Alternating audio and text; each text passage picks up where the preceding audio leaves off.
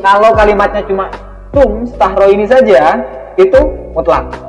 Karena ada sifatnya sum sahro ini mutatabi'aini, maka dia menjadi muqayyad. 2, 3. Assalamualaikum warahmatullahi wabarakatuh. Kembali.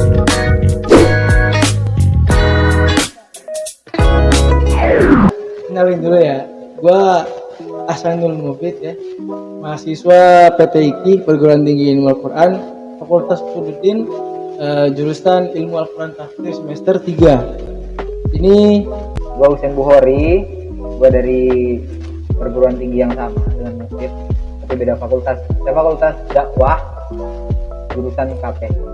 Kita bahas di mutlak dan muqayyad. Mutlak dulu nih.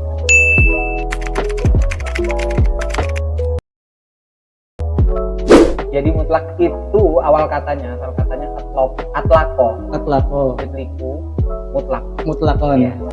Atlaqo artinya membebaskan atau melepaskan, sehingga mutlak artinya bebas atau lepas. Contohnya misalnya, Fit, tolong dong panggilin rojulun nih. Mungkin dipanggil rojulun, lu bebas. Mungkin bebas nih mau manggilnya siapa. Rojulun yang bentuknya hitam, putih, tinggi, pendek, itu bebas. Rojulun itu apa sih, Kak? Rojulun itu anak laki-laki. Jadi anak laki-laki. Dalam bahasa Arab ya? Dalam bahasa Arab. Tapi kalau muqayyad nih, sekarang kita karena babnya mutlak dan muqayyad kebalikannya. Tatkala disebutkan satu sifatnya, dia menjadi terbatas. Contohnya, Fit, panggilin dong anak laki-laki yang beriman. Fit, tolong dong panggilin anak laki-laki rajulun mu'minun. Contohnya seperti itu. Jadi dia terikat. Jadi Mufid cuma bisa panggil anak laki-laki itu laki-laki yang mukmin, seperti itu. Pada dasarnya nih Fit ya, mutlak dan muqayyad. Mutlak itu al-mutlaqu yabqa ala itlaqihi. Yang mutlak itu sampai kapanpun akan berada dalam kemutlakan. Pasti mutlak ya? Pasti mutlak. Gak bakal berubah ya? Gak bakal berubah. Contohnya, saat misalnya jamaah haji Indonesia dia melaksanakan haji, biasanya jamaah haji rata-rata jamaah haji Indonesia itu melaksanakan haji namanya haji tamattu. Itu kena denda. Dam namanya dam. Nah, dam itu awalnya dia diperintahkan untuk menyembelih hewan kurban, 1 ekor kambing. Tapi kalau dia tidak bisa menyembelih 1 ekor kambing, maka dia dikenakan denda yang lain, yakni kifarat, puasa. Puasanya kata Nabi, fasya misalnya fil haji wasab'atin idza raja'tum. Jadi idza raja'tum di situ dia mutlak. Tahu enggak kenapa mutlak? Nama mutlak. Karena enggak ada embel-embel sifatnya yang dia itu membatasi di 7 hari kapan saja, berturut-turut atau tidak, yang penting setelah kita kembali saat itu. Itu namanya mutlak. Atau saat ini puasa Syawal. Kata Nabi apa? Man shoma Ramadana imanan wa ihtisaban. Bukan itu ya. Bukan itu. Man shoma Ramadana tsumma tabahu sittan min Syawalin. Lanjutannya apa? Gufrulahum qaddama min dzambi. Masya Allah. Jadi sittan min Syawalin di situ termasuk mutlak juga. Mutlak juga. Mau 6 hari kapan aja, yang penting di bulan Syawal ya. Yang penting di bulan Syawal. Dia mau berturut-turut atau tidak itu bebas. Bebas. Karena tidak ada sifat yang mengikat. Kita dia kalau mutlak itu al-mutlaqu yabqa ala itlaqihi. Kalau muqayyad ya pasti al-muqayyadu yabqa ala aqidihi. Yang muqayyad sampai kapanpun tetap berada dalam kemuqayyadan. Contohnya, saat kita diperintahkan untuk puasa kifarat zihar. Zihar itu kayak menyerupakan istri dengan orang tua, ibu ya? Iya. Jadi pada zaman Rasulullah, kebiasaan orang-orang Arab zaman dahulu itu mengatakan Arab jahiliyah ya? Arab jahiliyah. Dia mengatakan sama istrinya itu, kamu seperti punggung ibuku. Itu termasuk perbuatan zalim dan dosa yang besar. Itu zihar ya? Itu zihar. Maka untuk meleburkan dosanya, maka puasanya pun pasti berat, hukumannya pasti berat. Jadi kita kalau ngelihat hukuman itu jangan dilihat hukumannya berat, tapi dosanya itu berat gitu loh, makanya hukumannya berat. Kifarat zihar ini kata Nabi syahro ini mutatabi'aini. Untuk meleburkan dosanya kita diperintahkan untuk puasa 2 bulan secara berturut-turut. Kalau kalimatnya cuma sahro ini saja, itu mutlak.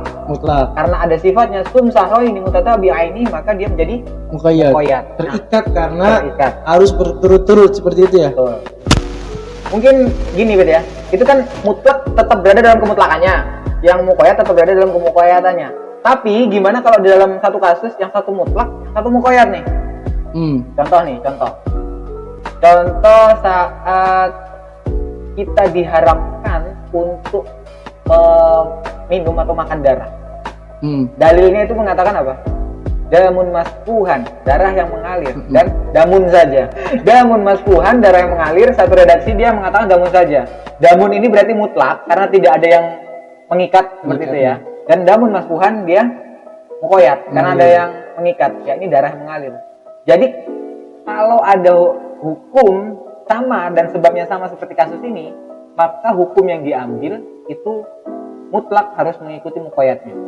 Sehingga yang haram masfuhan, darah yang mengalir. Oh iya.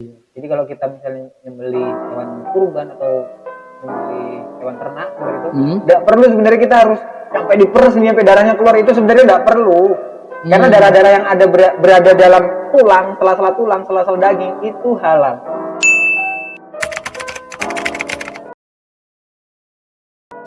Ini kan tadi kita baru bahas kalau misalnya ada kasus sama, terus ada mutlak dan muqayyad, mutlaknya harus mengikut ke muqayyad, kan gitu.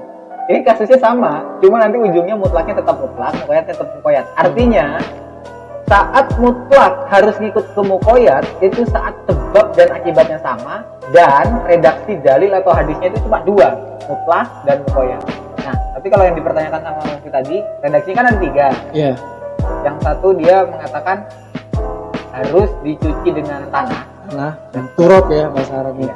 Dengan tanah. Dicuci 7 kali. Salah satunya dengan tanah. Oh gitu. Mau nomor 1 dicucinya atau kedua nyuci dia pakai tanah. Yang penting salah satunya. Itu mutlak dong. Karena tidak diikat kan. Iya. Tapi ada dua redaksi dia yang mengatakan harus disucikan dengan tanah. Di hadis yang ketiga dia bilang harus disucikan dengan tanah di akhir. Jadi tadi redaksinya yang pertama dia bebas di mana aja, yang penting salah satunya pakai tanah, itu mutlak dong. Ya. Yang dua ini muqayyad karena dia dibatasi harus di awal, yang satu harus di akhir. Dua-duanya muqayyad. Hukum seperti ini kalau misalnya ada dua muqayyad yang dia itu bertolak belakang antara satu dan yang lain, muqayyad satu dan muqayyad satunya, maka hukum yang dipakai tetap hukum yang pertama. Mutlak sampai kapanpun tetap berada dalam kemutlakannya. Jadi hukum yang diambil kita hukum yang mutlak. Jadi muqayyad ini nggak berpengaruh dong dalam? Nggak berpengaruh. Kalau misalnya ada muqayyad yang bertentangan. Oh alah.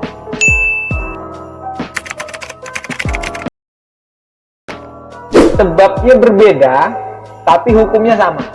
Contoh, saat kifarat zihar tadi, kan tadi kita udah sebutin ya, untuk meleburkan dosa zihar. Tadi kita pertama bisa puasa, bisa ngasih makan fakir miskin, dan membebaskan budak. Menjadwal ayat 3 itu konteks untuk membebaskan atau untuk membebaskan budak atau hamba sahaya kifarat terkait kifarat zihar. Itu kalimat budak atau kata budaknya itu rokobatin tok, nggak ada pengikatnya. Jadi kita bebas. Budak yang seperti apa? Nah, saat kifarat pembunuhan, saat kita kan pembunuhan ya, bunuhnya nggak sengaja ya. Ini kalau mau dibuat, jangan. Kifarat bunuh bagi siapa yang membunuh tidak sengaja. Maka kifaratnya membebaskan budak. Di situ kalimatnya bukan rokobatin saja lagi, tapi ada penambahan atau ada penambahan sifat yang membatasi dan mengikatnya. Muqayyadnya rokobatin mu'minah. Nah, ini sebabnya kan beda nih. Yang satu karena kifarat zihar, yang satu karena kifarat pembunuhan. Al-qatlu ya. Yang satu hukumnya wajib dilaksanakan karena kifarat. Yang satu juga wajib karena kifarat juga. Karena itu hukuman untuk meleburkan dosanya. Jadi sebabnya berbeda tapi hukumnya sama, maka hukum yang diambil tetap mutlak, tetap berada dalam kemutlakannya, muqayyad tetap berada dalam kemutlakannya. Jadi masing-masing. Jadi kita nggak bisa. Jadi cukup sekian ya? Cukup sekian. Mungkin kita minta supportnya aja teman-teman. Ya request boleh nanti di kolom komen. Dan kalau misalnya emang video ini bermanfaat ya silahkan like, komen, dan subscribe. Mungkin sekian dari kita ya kak ya. Wabillahi taufiq wal hidayah. Wassalamualaikum warahmatullahi wabarakatuh.